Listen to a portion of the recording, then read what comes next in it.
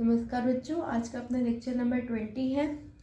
हमने जो chapter start किया हुआ था that is formation of a company various stages, chapter number 9 कि जब एक कंपनी को एस्टेब्लिश करना होता है तो कौन कौन सी स्टेजेस होती हैं। फर्स्ट स्टेज हमने पढ़ा था प्रमोशन, सेकेंड स्टेज इनकॉर्पोरेशन और रजिस्ट्रेशन, थर्ड स्टेज है कमेंसमेंट ऑफ बिजनेस। इससे पहले हमने 2 स्टेजेस पढ़ लिए हैं जिसमें प्रमोशन और रजिस्ट्रेशन। अब यहाँ पर हमने क्या करना है, बिजनेस को स्टार्ट करना है। बिजनेस को स्टार्ट करने के लिए जैसे ही जब कोई एक प्राइवेट कंपनी होती है उसको तो सिर्फ 2 ही स्टेज पार करने होते हैं, उसके बाद जस्ट वो क्या कर लेती है, बिजनेस स्टार्ट कर लेती है। बट जो एक पब्लिक कंपनी होती है उसको एक सर्टिफिकेट रिसीव करना होता है रजिस्ट्रार से, उसके बाद ही वो क्या करती है, अपना बिजनेस स्टार्ट करती है, कमेंस करती है। A private company can commence its business immediately after incorporation. Just after second stage a private company can commence its business. जो पब्लिक कंपनी है, ये तो थी प्राइवेट कंपनी की बात, अब ये है पब्लिक कंपनी की बात कि public company can commence its business after getting the certificate of commencement of business, कि उसको बिजनेस का जो कमेंसमेंट का सर्टिफिकेट रिसीव होने के बाद ही पब्लिक कंपनी अपना बिजनेस स्टार्ट करती है। अच्छा, इसके भी 2 आगे केस हो गए, इन case of issuing the prospectus, in case of not issuing the prospectus. अब ये प्रोस्पेक्टस क्या होता है, इसके बारे में थोड़ा सा पहले पढ़ लेते हैं। प्रोस्पेक्टस इट रेफर्स, अब आप लोग स्कूल में भी एडमिशन लेते हो, कॉलेज में जब एडमिशन लोगे उस समय क्या होता है कि आपको एक प्रोस्पेक्टस दिया जाता है। प्रोस्पेक्टस क्या होता है, उसमें इंफॉर्मेशन आपको फिल करनी होती है, एक प्रिस्क्राइब्ड फीस आपको जमा करवानी होती है। ऐसी ये प्रोस्पेक्टस है, it refers to that document which contain all relevant information in the issue and through which the company invites the public to apply for shares and debenture etc.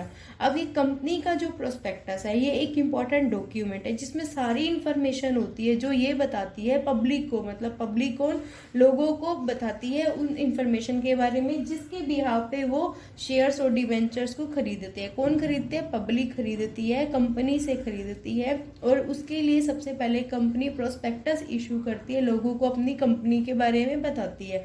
It attracts the attention of the public regarding the birth of a company. जब भी कभी एक नया कोई school open होता है तो वो अपने पैम्फलेट वगैरह डिस्ट्रीब्यूट करते हैं, उसमें भी क्या होता है, वो अपने स्कूल की एडवर्टाइज करते हैं, स्कूल की इंफॉर्मेशन बताते हैं, और फिर बाद में जब कभी एडमिशन लेने जाते हैं तो प्रोस्पेक्टस इशू करते हैं। तो ये वही पब्लिक जो कंपनी का प्रोस्पेक्टस है वो लोगों का अटेंशन अट्रैक्ट कर रहा है अपनी कंपनी की तरफ कि हमारी एक नई कंपनी बनी है, regarding the birth of a company. ये तो हो गया प्रोस्पेक्टस, ठीक है। इसके बदले में एक और अभी हमने पॉइंट आता है statement in lieu of prospectus. ये वाला पॉइंट मैंने आपको इससे पहले वाला जो चैप्टर था, चैप्टर नंबर 8, उसमें भी मैंने बताया था जब एक कंपनी प्रोस्पेक्टस इशू नहीं करती तो उसके बदले में क्या इशू करती है, statement in lieu of prospectus. ये लास्ट चैप्टर में भी मैंने आपको बताया था। इट इज प्रिपेयर्ड, अब statement in lieu of prospectus, it is prepared in place of prospectus and presented to the registrar. Statement in lieu prospectus किसके बदले में तैयार किया जाता है, प्रोस्पेक्टस। जब प्रोस्पेक्टस नहीं बनाया जाता तो statement in lieu prospectus prepare किया जाता है और रजिस्ट्रार को प्रेजेंट किया जाता है। When a company receive whole capital automatically, अब ये बनता किस किस केस में है, जब एक कंपनी को सारी की सारी जो कैपिटल है अपने आप रिसीव हो जाती है, ऑटोमेटिक रिसीव हो जाती है, या फिर किसी ब्रोकर को सारे शेयर बेच दिए, अंडर राइटर को सारे शेयर्स बेच दिए, ब्रोकर कौन होते हैं, दलाल, उनको सारे शेयर्स बेच दिए कि तुम हमें पैसा दे दो बाकी तुम अपने आप बेचते रहना, तो भी क्या हो गया, ऑटोमेटिक सारी रिसीव होगी। तो वहां पर शेयर और डिवेंचर्स बेचने की जरूरत नहीं है कंपनी को, तो इस केस में भी क्या आ गया, statement in lieu of prospectus. जबकि प्रोस्पेक्टस में शेयर्स और डिवेंचर्स को बेचने के लिए ही, इशू करने के लिए, इशू कहते हैं, शेयर्स और डिवेंचर्स को इशू करती है पब्लिक को, तभी प्रोस्पेक्टस इशू किया जाता है। When a company does not invite public to purchase shares and debentures, अब कंपनी लोगों को इनवाइट नहीं कर रही, किसके लिए, शेयर्स और डिवेंचर्स। ये तो मैंने आपको पॉइंट बता दिया, बाकी इसकी डिटेल आप बुक में से पढ़ लेना। Prospectus and statement in lieu of prospectus, ये दोनों इंपॉर्टेंट डॉक्यूमेंट्स होते हैं जो कंपनी के बर्थ के बारे में बताते हैं, प्रोस्पेक्टस। और जहाँ पे प्रोस्पेक्टस इशू नहीं करते वो स्टेटमेंट इन लियो प्रोस्पेक्टस। अब ये तो मैंने आपको इसका बैकग्राउंड तैयार कर दिया। अभी हम जो पढ़ रहे थे वो क्या टॉपिक था, कमेंसमेंट ऑफ बिजनेस। ठीक है, अब यहाँ पर आ गया था ना, इसके दो फर्दर डिवीजन किए थे, इन case of issuing the prospectus, फिर मैंने आपको प्रोस्पेक्टस के बारे में भी बता दिया। In case of issuing the prospectus, a public company having share capital and invites public, then public company should satisfy the following condition. अभी बताया था ना, प्रोस्पेक्टस कब इशू करते हैं, जब कंपनी पब्लिक कंपनी को शेयर कैपिटल इशू करने होते हैं, तब वो लोगों को इनवाइट करती है।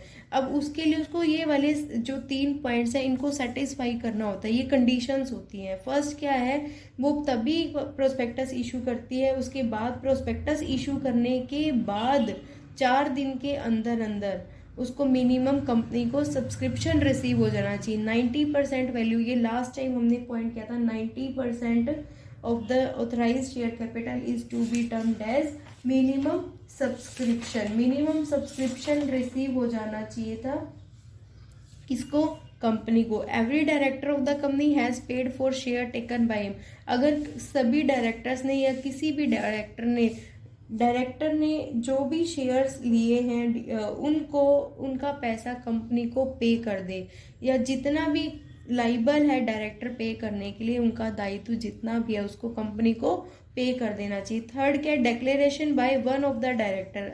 अब डिक्लेरेशन क्या होता है, डिक्लेरेशन मतलब यहाँ पर एक सेटिस्फाई करना होता है कि जो डायरेक्टर है या फिर कोई सेक्रेटरी है वो ये बताते हैं साइन करके कि ये दोनों पॉइंट सेटिस्फाई हो चुके हैं। दोनों पॉइंट कौन कौन सा, कि मिनिमम सब्सक्रिप्शन भी रिसीव हो गया और डायरेक्टर ने जितने पैसे पे करने थे कंपनी को वो भी पे कर दिया। अब कौन डिक्लेयर कर दिया, डायरेक्टर ने या फिर सेक्रेटरी ने, that the above 1 and 2 conditions have been compiled. ये तो क्या हो गया, in case of issuing the prospectus. अब सेकेंड इसका डिवीजन क्या आता है, कमेंसमेंट ऑफ बिजनेस का।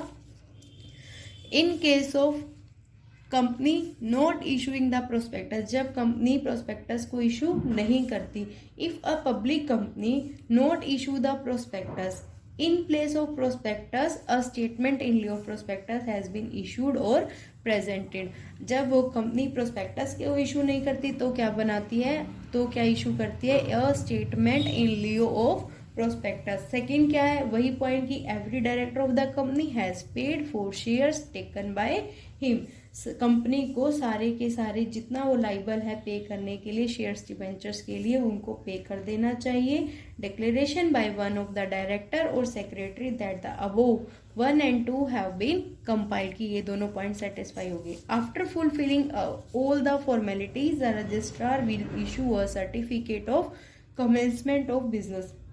अब ये दोनों जो केस किए, मेन मुद्दा क्या था, सर्टिफिकेट ऑफ कमेंसमेंट हमें रिसीव करना था, पब्लिक कंपनी को रिसीव करना था, क्योंकि प्राइवेट कंपनी तो क्या करती है, प्रमोशन और इनकॉर्पोरेशन एंड उसके बाद अपना बिजनेस कमेंस कर देती है। बट पब्लिक कंपनी को क्या करना होता है, लीगल फॉर्मेलिटीज को पूरा किया, अ सर्टिफिकेट ऑफ कमेंसमेंट रिसीव किया और फिर उसके बाद बिजनेस स्टार्ट होगा।